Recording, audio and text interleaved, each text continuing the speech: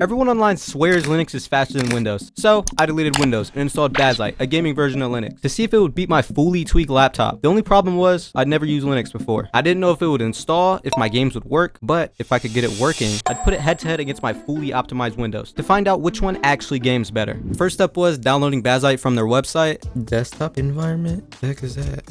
That's what it's gonna look like. You can use GNOME or you can use KDE. I think I like KDE more. So download Bazzite and video open. So we download the appropriate ISO from Bazzite.gg, flashing it to a hard drive with 16 plus recommended storage. Using Rufus, I guess we just download Rufus. So do I need to plug in my USB drive? Now with the USB drive plugged in, we should be able to. So Rufus.exe. So here's our drive. What am I selecting? This. All right, we'll just wait for this to be completed. And then I restarted my laptop. Windows, escape. I've just used this, I'm pretty sure. Launch Bazzite installer. Welcome to Live ISO for Bazzite. The Live ISO is designed for installation and troubleshooting. It does not have drivers and is not compatible. So I can't play any games yet. So I need to actually install Bazzite. Not gonna lie, this looks beautiful though. Holy. Theme comes pre-installed on Bazzite, so I didn't have to download it or set anything up. All I had to do was open it. I started downloading the game, and the download speed was way faster than anything I'd see on a fresh Windows install. Holy. Before I could test anything though, I needed a way to see my FPS. Bazzite already has a tool called Mango HUD already built in, so all I had to do was just boot a game. Okay, wait, it's working too. So at the top, we're seeing 150, 160 FPS. We're gonna get into the actual game, see what's going on. Our CPU isn't running as high, GPU isn't running high. Linux had actually survived long enough to make it to the real test. One operating system fully optimized, one operating system I installed less than an hour ago. And now they're about to go head to head. For every level, I'm testing Bazzite first, then switching back to Windows. So Linux has to prove it can either beat Windows or at least get close enough to be worth using. Starting with level 1. On Bazzite, CS2 actually launched with no problems. Performance was playable, but not insane. And in the moments I checked, it was usually somewhere around 70 or 80 FPS.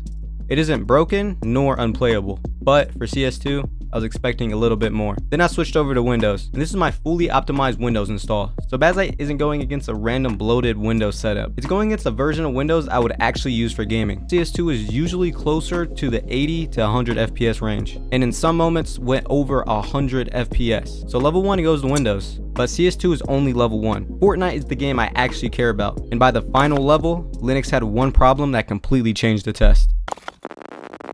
This is where I wanted to test something a little different. CS2 is a competitive game, but Session is more of a physics-heavy skating game. So I wanted to see if Linux could handle a normal Steam game without random issues. And at 1080p max settings, Bazzite actually did really well. Most of the time, Linux was sitting at around 60 to 80 FPS. In some moments, it was even higher than that. For a game like Session, that's completely playable. Then I switched over to Windows. Windows was smooth, but the FPS was locked at around 60 to 70 FPS. It wasn't bad at all, but compared to Linux, it didn't look like a clear win. So level 2 actually goes to Linux. This is where the test actually gets harder. CS2 and Sessions were playable, but Marvel Rivals is a newer multiplayer game with way more effects and way more stuff happening on screen. So I expected this to be the first game where Linux either had issues launching or started falling way behind. But surprisingly, Bazzite actually launched the game. At 1080p low settings, Linux was sitting at around the 30 to 40 FPS range. It was playable, but this was the first game where you could actually tell the laptop was actually being punished. But once fighting started happening, it dropped a lot closer to the high 20s or low 30s. So Linux made it through the level, but it definitely wasn't perfect. Then I switched over to Windows. Windows isn't insanely better, but it's more consistently ahead. Most of the time, it was sitting at around the high 30s to mid 40s. In some moments, we're closer to around 50 FPS. So level 3 goes to Windows.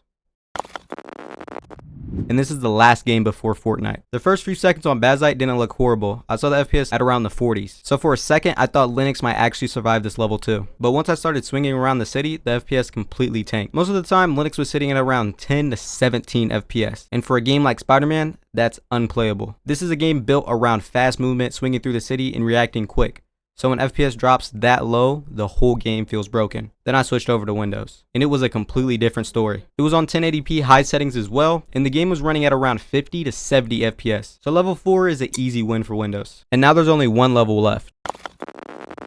This is the game I care about the most. Fortnite does not run normally on Linux. Not because Bazzite is weak, not because the laptop can handle it. The problem is the anti-cheat. So the only way you could play Fortnite is on cloud streaming. And and that doesn't count as a real FPS test. So I switched over to Windows, even though it doesn't really matter. At 1080p performance mode, Windows was mostly sitting at around 100 to 125 FPS, in the highest moments getting closer to 140 FPS. The lowest I saw it was around 88 FPS, so level 5 isn't even close, because it's the only one that can actually run the game. And that's the biggest problem with switching to Linux. The performance can be good, but if the game you actually want to play doesn't support Linux, none of it matters.